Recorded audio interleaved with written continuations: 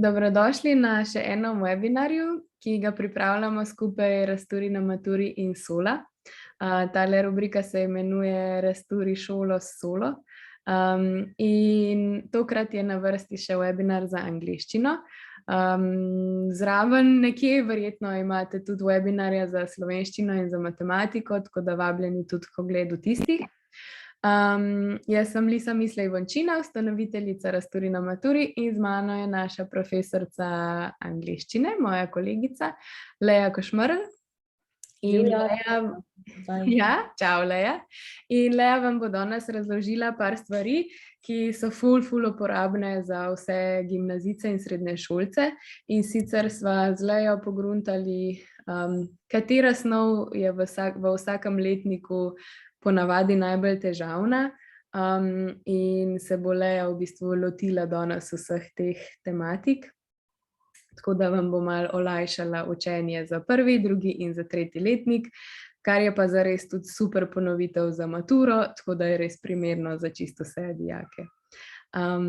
Tako da, evo, jaz mislim, da najboljš, da se kar lotimo vsega skupaj. Leja, jaz ti kar predajam besedo. Tako da sem prepričana, itak poznam Lejo, tako da vem, da bo super razložila vse, tako da evo, kar prepuščam tebi, Leja. Tako, najlepša hvala, Lisa. Sekunda, da delim zaslon. Takole. Evo, takole se vidi, ne? Ja, super. Super. Takole, še enkrat lepo pozdravljeni na našem RNMX Sola webinarju. Pogledali si bomo snovi, kot je že Lisa rekla, ki pri angleščini znajo povzročati največ težav, in sicer za vsak letnik posebej, tako da na koncu webinarja bo za nekatere to ena fina ponovitev, nekateri boste pa pridno že vnaprej določene snovi predelali. Skratka, upamo, da bo na koncu vse jasno in sigurno vam bo prišlo prav. Takole, naš webinar bo izgledal takole. Najprej bom povedala par besed o tem, kdo sploh smo in kaj počnemo. Potem bomo pa kar prešli na posamezne snovi. Za prvi letnik si bomo pogledali verb pairs, torej pare glagolov, ki jih pogosto zamešamo ali pri katerih pogosto delamo napake. Za drugi letnik si bomo pogledali phrasal verbs. Za tretji letnik pa conditional clauses, ki so bolj poznani tudi kot if clauses. Najprej pa par besed o nas. Rasturi na maturi je digitalna platforma za učenje dijakov, ki je bila ustanovljena oziroma launchana marca 2020. Naša ustanovitelja sta Lisa, ki jo zdaj že poznate, in Luka. Za platformo pa je v bistvu celotna ekipa profesor in profesoric, ki skrbimo za to, da so na platformi stalno nove vsebine in da vam olajšamo vašo srednješolsko in gimnazijsko pot. Tako, na naši platformi boste našli vse, kar rabite za upravljanje srednje šole ali gimnazije in potem tudi tako poklicne kot splošne mature.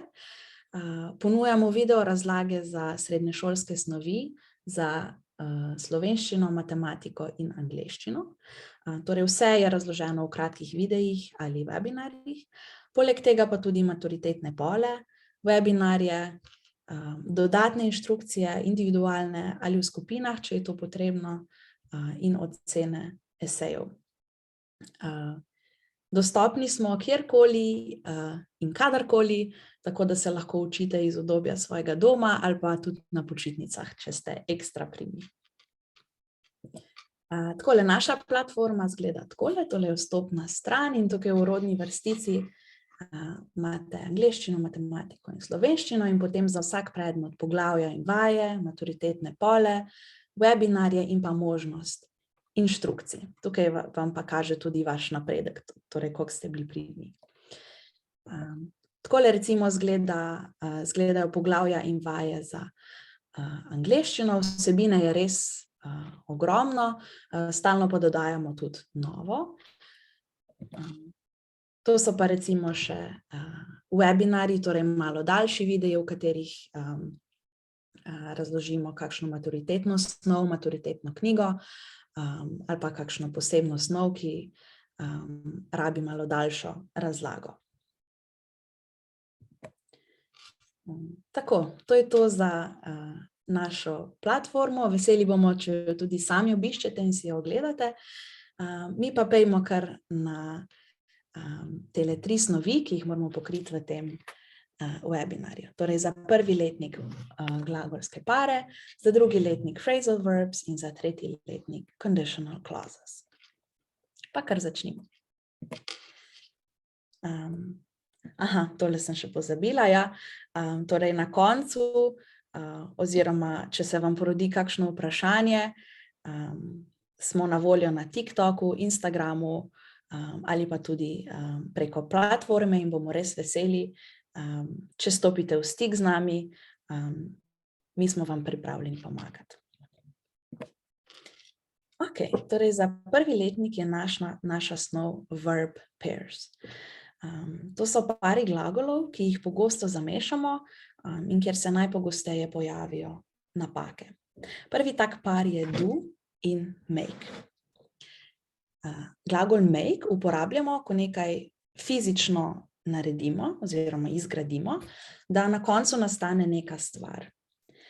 Poglejmo si nekaj primerov. How is ice cream made? I've made us some coffee.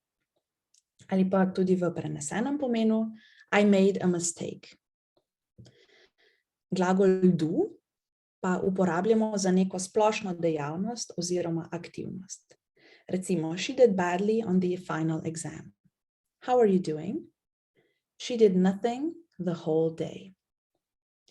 It would do you good to take a few days off.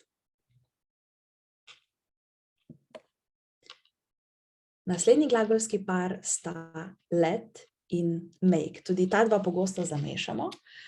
Razlika pa je sledeča. Torej let lahko pomeni allow oziroma pustiti po slovensko.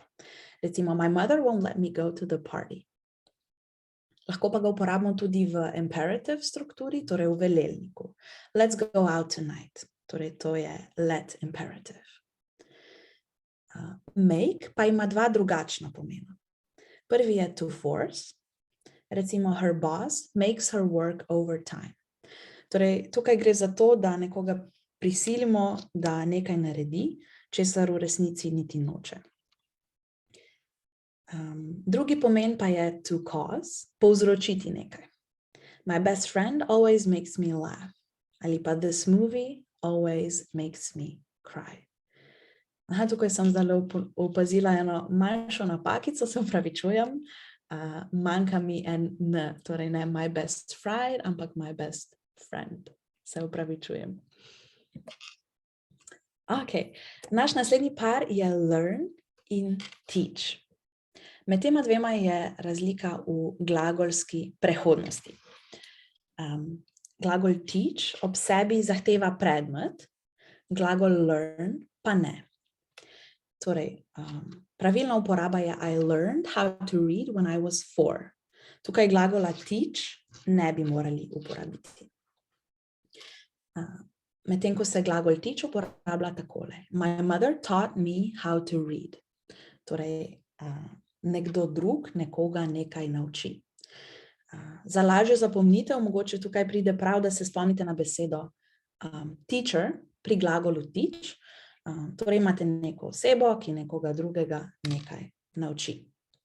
Learn pa rabi ob sebi samo osebek in nobene druge osebe. Potem imamo 3 glagole, ki jih pogosto zamešamo, in sicer look, watch and see. See pomeni podobno kot glagol notice, torej nekaj opaziti. Recimo, I didn't see that coming. Look bi v slovenščino prevedli spogledati, torej usmeriti pogled v določeno smer. She looked in the direction the sound was coming from. Ali pa, would you look at that? Watch pa pomeni gledati, morda dlje časa, nekaj gledati oziroma nečemu posvečati pozornost. Recimo, she watched the sunrise ali let's watch a movie.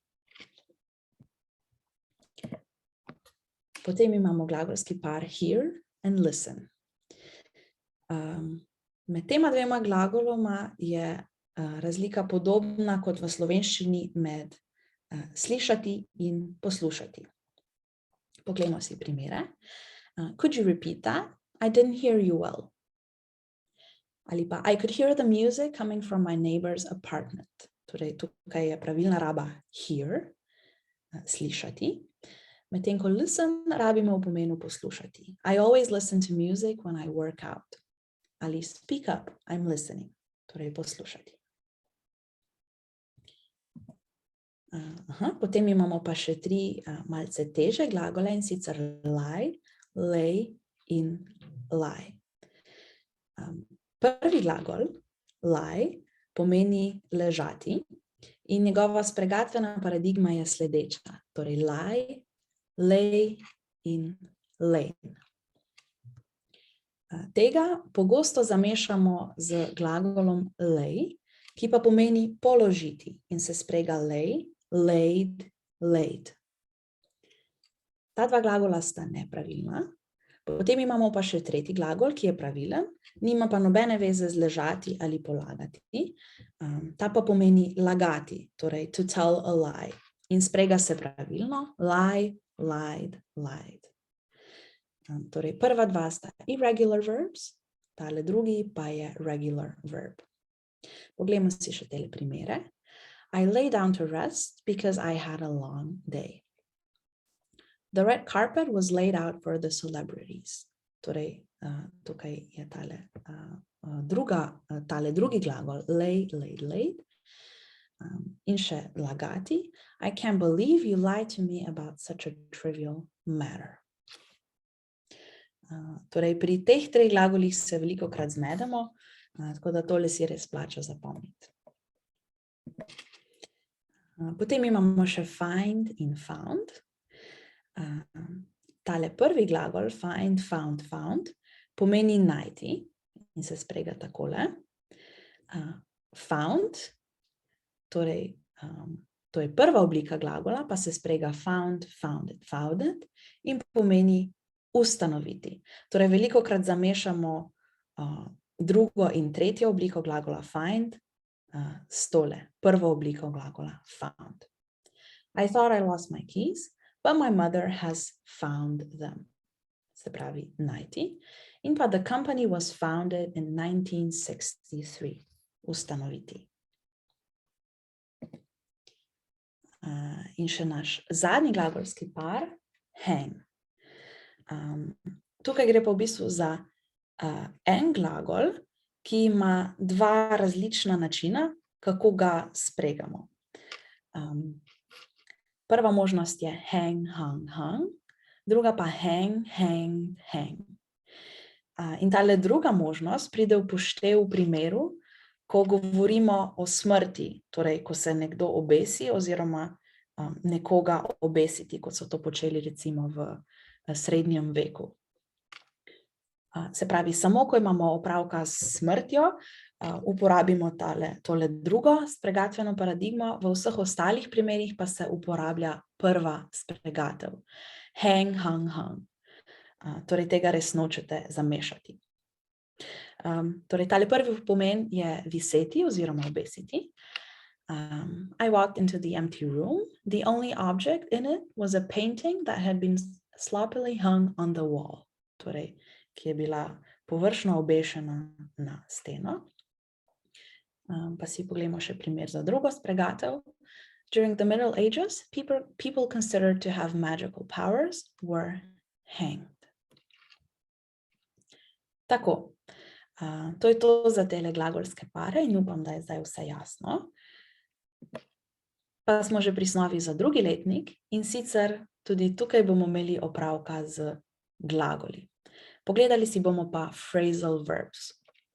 Pa si pogledamo najprej tole delitev na simple in phrasal verbs. Simple verbs so tako imenovani preprosti glagoli, ki so sestavljeni iz ene same besede, recimo look, make, come. Phrasal verbs pa so večbesedni glagoli, ki so sestavljeni iz polnopomenskega glagola in pa enega prislova oziroma predloga. Primeri bi bili look up, look after, come up, get along with in tako dalje. Torej, nimamo samo ene besede kot pri simple verbs, ampak več besed. Drugo ime za phrasal verbs je tudi prepositional verbs oziroma phrasal prepositional verbs.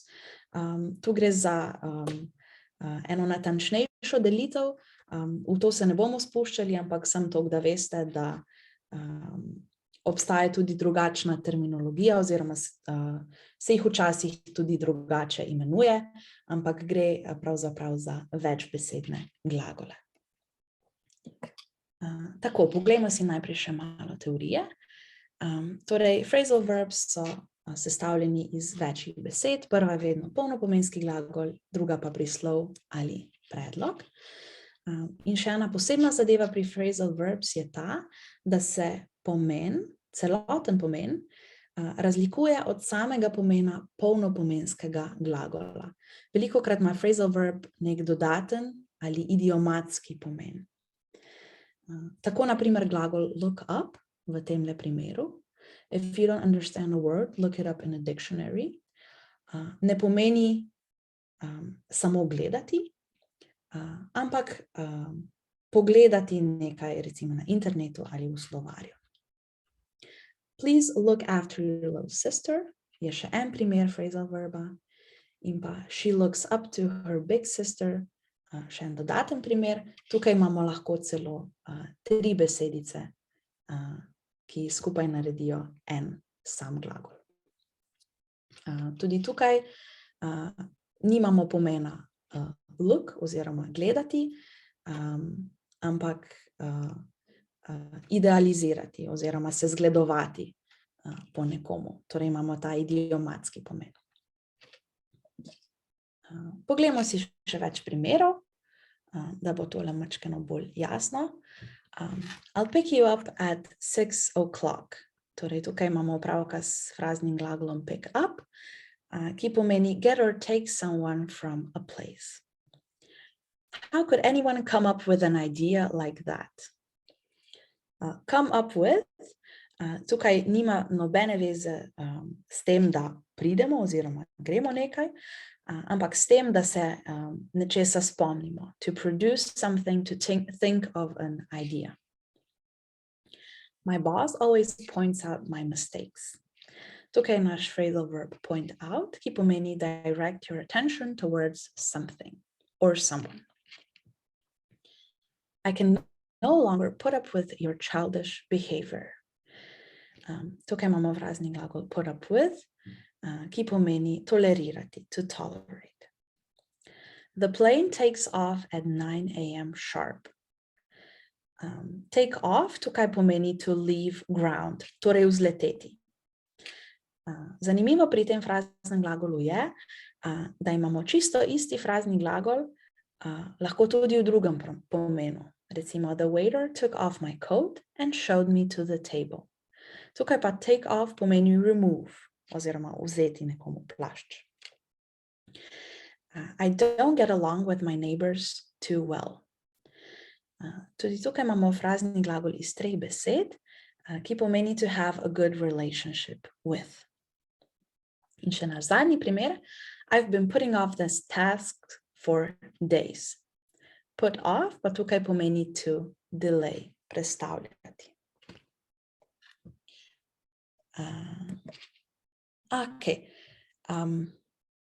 Ker se torej pomen samih phrasal verbs razlikuje od samega pomena simple verba, predlogov in prislovov pa je ogromno, se moramo v bistvu vsak posamezni phrasal verb na žalost naučiti na pamet. Včasih pa ima lahko isti phrasal verb, kot smo videli, tudi več pomenov. Ampak nič skrbeti, za vas smo pripravili en super izroček z 10 najpogostejšimi oziroma zelo pogostimi fraznimi glagoli in s primeri in njihovimi pomeni, da bo vaše učenje lažje. Tako da to vas čaka na platformi in je res zelo uporabna zadeva, izgleda pa takole. To bi bilo v bistvu to za phrasal verbs. In zdaj lahko že pridemo na snov za 3. letnik, ki je conditional clauses, ki so mogoče bolj poznani tudi kot if clauses.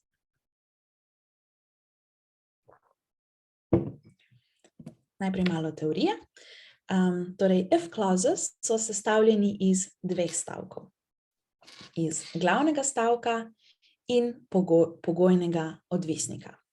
Izražajo pa neko hipotezo, nek pogoj, ta pogoj pa je lahko realen ali namišljen.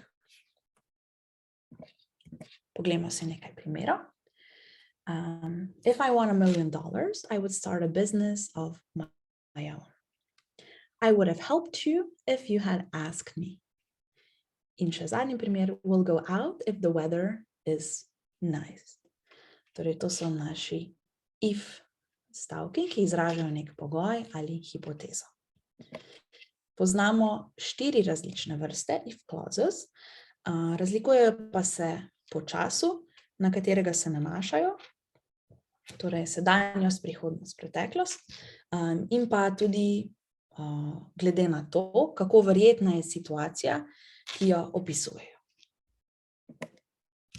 Prvi je type 0.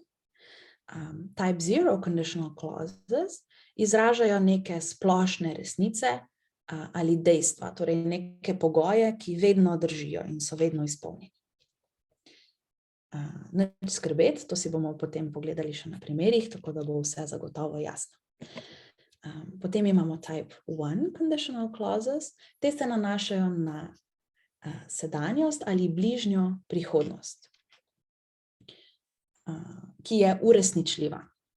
Medtem ko type 2 conditional clauses se prav tako nanašajo na sedanjost, ki pa je nerealna oziroma malo verjetna. Type 3 conditional clauses se nanašajo na preteklost, ki pa je torej na neko situacijo v preteklosti, ki pa ni več uresničljiva, ker je to že mimo. Torej, če še na hitro ponovim, glavna razlika je v času. Type 0 in type 1 se nanašata na realno sedanjost, type 2 na nerealno sedanjost in type 3 na nerealno preteklost. Torej, te conditionals lahko razumemo tudi kot nekakšno lestvico. Type 0 je najbolj verjeten conditional, ki je vedno resničen, potem pa se verjetnost manjša. Type 1 že nismo čisto sigurni, čeprav je verjetnost uresničitve pogoja velika. Pri type 2 gre v bistvu za bolj namišljeno situacijo sedanjosti. Pri type 3 pa ta pogoj nikakor ni uresničljiv, torej unreal past. Pa si poglejmo vso to teorijo sedaj še na primerih. Torej, type 0 conditional, kot sem rekla, so vsi conditional clauses sestavljeni iz 2 stavkov. In tukaj bom povedala in razložila tudi strukturo teh stavkov.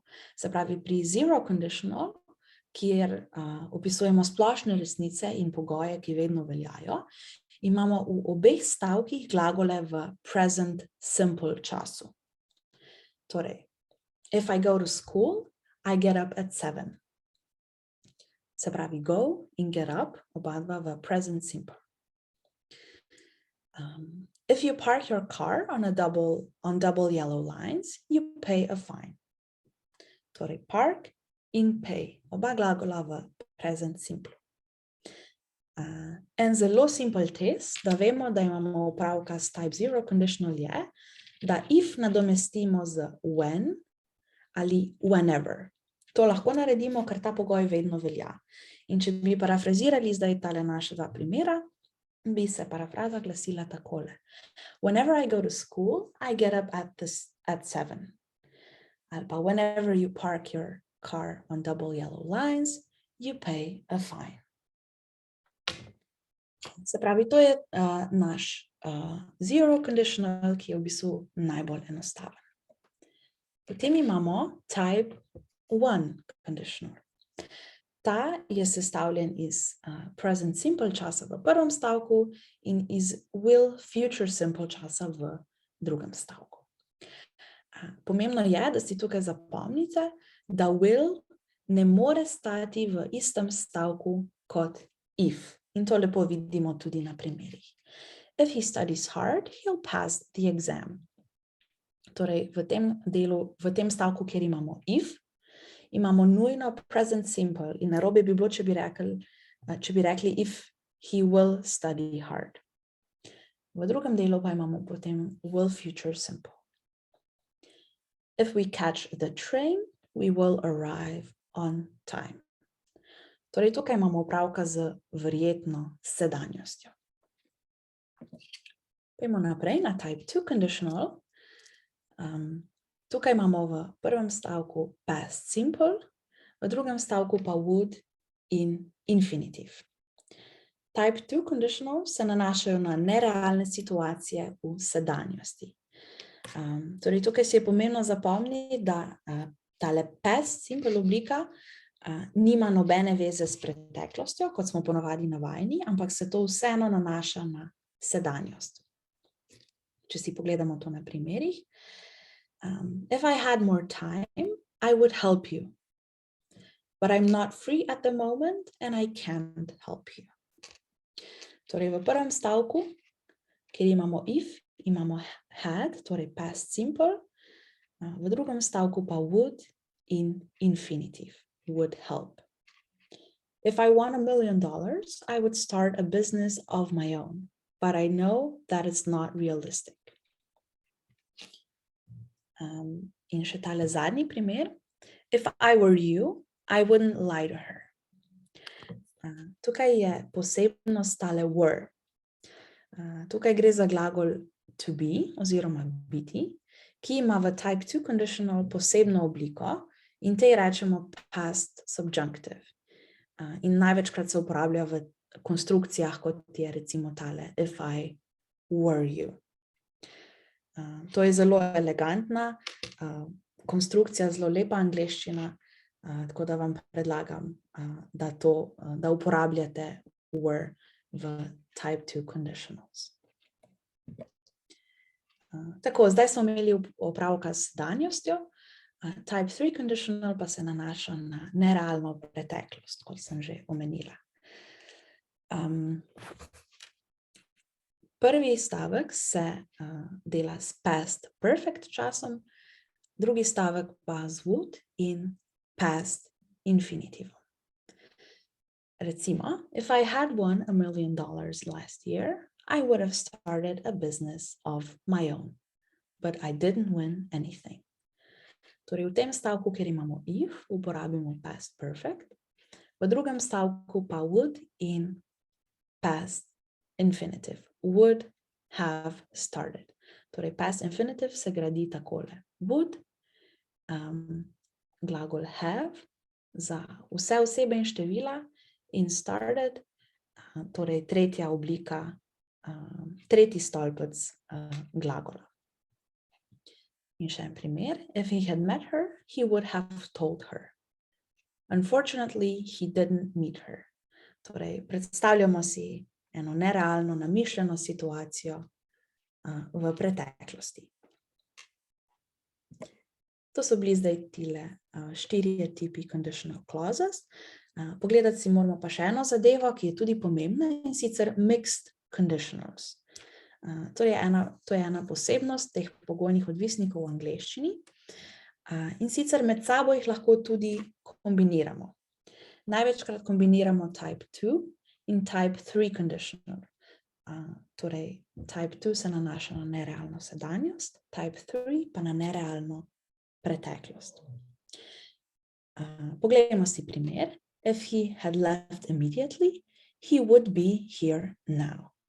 Torej, prvi del stavka se nanaša na preteklost in tukaj gre torej za type 3 conditional, drugi del stavka pa se nanaša na sedanjost, ker imamo tukaj tale signal word now in tukaj gre za type 2 conditional.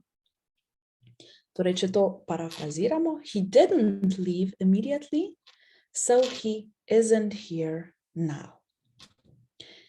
In še drug primer, if we hadn't told him the way while he was preparing for his journey, he would get lost now. But we did tell him the way, so he isn't lost now. Torej, tudi tukaj se prvi del nanaša na nerealno preteklost in gre za type 3 conditional, medtem ko ta drugi del na sedanjost in imamo opravka s type 2 conditional. In še zadnja zadeva, ki jo moramo omeniti pri conditional clauses, so besede oziroma vezniki, ki jih lahko uporabimo na mesto if. Torej, conditional clause je lahko tudi stavek oziroma poved, ki ne vsebuje besedice if, ampak vseeno izraža nek pogoj. Zelo pogosti so tele. Even if, provided oziroma provided that, unless, v slovenščino bi to prevedli s če ne, on condition oziroma on condition that, in case, potem pa še obstajajo tudi še drugi, recimo supposed, supposing, provided in tako dalje. Tako, in s tem zaključujem tudi snov za 3. letnik conditional clauses. In uspešno smo obdelali 3 snovi, ki veljajo za tiste malce težje pri angleščini. Verb pairs, phrasal verbs in conditional clauses.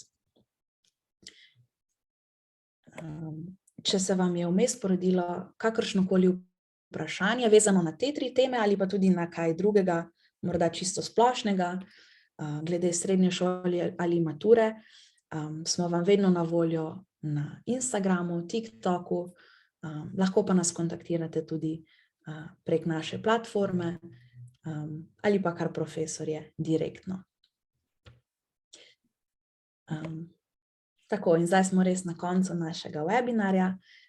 Lepo se vam zahvaljujem za pozornost in upam, da ste se kaj novega naučili. Super, Leja, najlepša hvala. Jaz mislim, da so bile to res danes odlične razlage in da bo dijakom tole sigurno v veliko pomoč pri učenju za angleščino. Tako da hvala lepa tudi tebi in se vidimo na še ostalih webinarjih, a ne? Se vidimo, lepo se imejte. Čau!